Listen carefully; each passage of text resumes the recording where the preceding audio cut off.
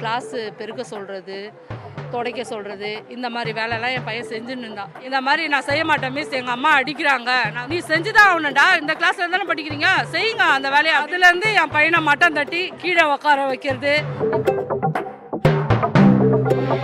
அப்பா கூட போய் வேலை பார்க்கலாமே சுடுகாட்டில், அங்கே போய் மோளம் அடிக்கலாம்ல. என் பையன் படிக்கணும், எங்கள் வீட்டுக்கார வேலை செய்யக்கூடாது அப்படின்னு சொல்லிட்டு நாங்கள் அனுப்புகிறோம். அப்போ எங்கள் அப்பா செய்கிற வேலை வந்து கேவலமான வேலையா? மன வேதனை எனக்கு தாங்க முடியல.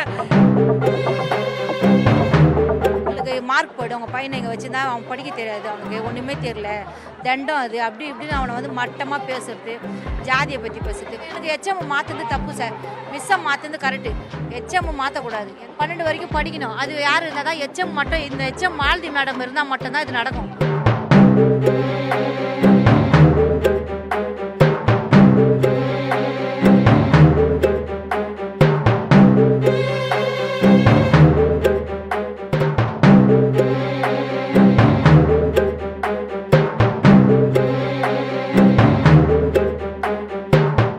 கோடம்பாக்கத்தில் அமைந்துள்ள பதிப்பக செம்மல் கணபதி என்ற அரசு பள்ளியில 10ஆம் வகுப்பு படித்து வரக்கூடிய மாணவர் ஒருவரை வந்து அப்பள்ளியில இருக்கக்கூடிய ஆசிரியர்கள் தொடர்ச்சியாக சாதி ரீதியாக பேசியும் அவரை வந்து தொடர்ச்சியாக தாக்கியும் வருவதாகவும், படிக்க வைக்காமல் இது போன்ற செயலில் மட்டும் ஈடுபட்டு வருவதாக அந்த பாதிக்கப்பட்ட மாணவனின் பெற்றோர் காவல் ஆணையர் அலுவலகத்துல கடந்த சில மாதங்களுக்கு முன்னதாக புகார் ஒன்றை கொடுத்தார்.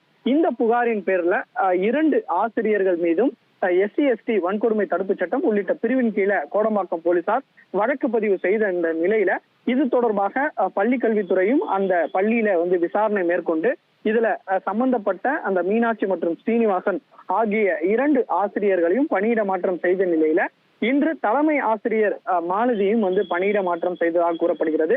இந்த தலைமை ஆசிரியர் பணியிட மாற்றத்தை இவர்கள் கண்டிக்கும் வகையில அங்க இருந்த அந்த பள்ளியில படித்து வரக்கூடிய 9, 10, 11, 12ஆம் வகுப்பு மாணவர்கள் திடீரென உள்ளிருப்பு போராட்டத்துல வகுப்பை புறக்கணித்து ஈடுபட்டனர்.